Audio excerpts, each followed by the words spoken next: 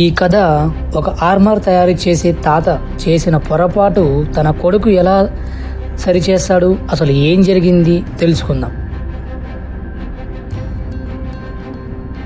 బూటి అనే గ్రామంలో ఆర్మర్ పనిచేసేవాడు పేరు విక్రమ్.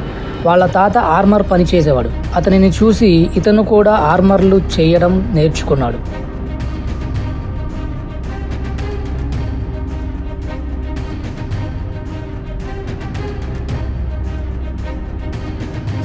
అయితే ఒకరోజు విక్రమ్ పనిచేస్తుండగా అతనికి ఒక ఖడ్గం దొరికింది.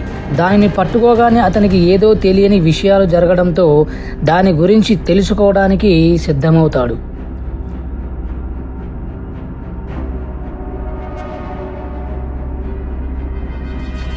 ఖడ్గం వేరే లోకానికి దారి తీస్తుంది అని కనిపెడతాడు.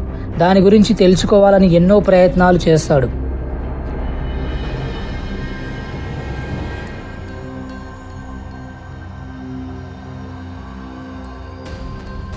అయితే ఆ దారికి వెళ్తేనే ఎన్నో విషయాలకు సమాధానాలు దొరుకుతాయి అని ప్రయాణం ముందుకు సాగించాడు.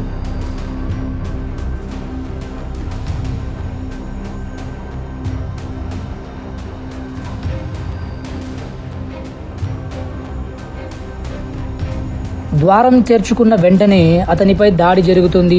వాళ్ళందరినీ ఓడించి అతని వివరాలు ఎవరికీ తెలియకుండా జాగ్రత్త పడతాడు.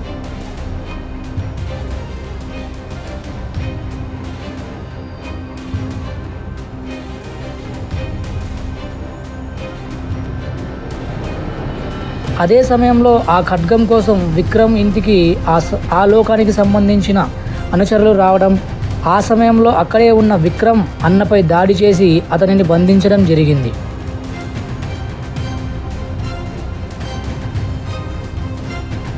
మారువేషంలో ఉన్న విక్రమ్ సమాధానాలు వెతుకుతూ ఉండగా ఆ లోక రక్షకుడు అయిన గ్రీస్ తన చేతిలో అదే కత్తి చూసిన విక్రమ్ ఇలా అడుగుతాడు.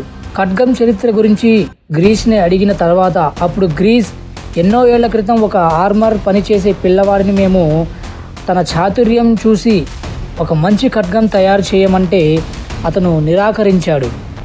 కొన్ని సంవత్సరాల తర్వాత పథకం ప్రకారం అతను బందీఖాన నుండి తప్పించుకోవడానికి ఒక ఖడ్గం తయారు చేసుకున్నాడు.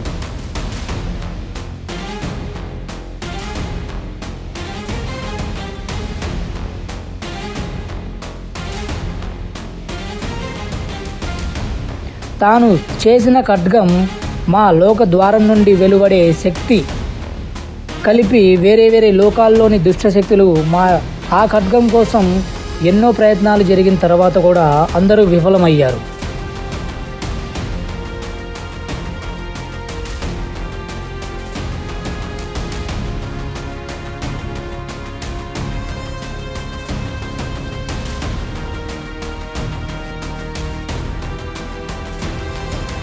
అప్పుడు ఈ విషయం తెలుసుకున్న విక్రమ్ చాలా జాగ్రత్త పడ్డాడు. గ్రీస్ ఇలా అన్నాడు, ఇప్పుడు ఆ ఖడ్గం వేరే లోకంలో ఉంది, దానికోసం మా సైన్యం వెళ్ళింది అని గ్రీస్ చెప్పాడు.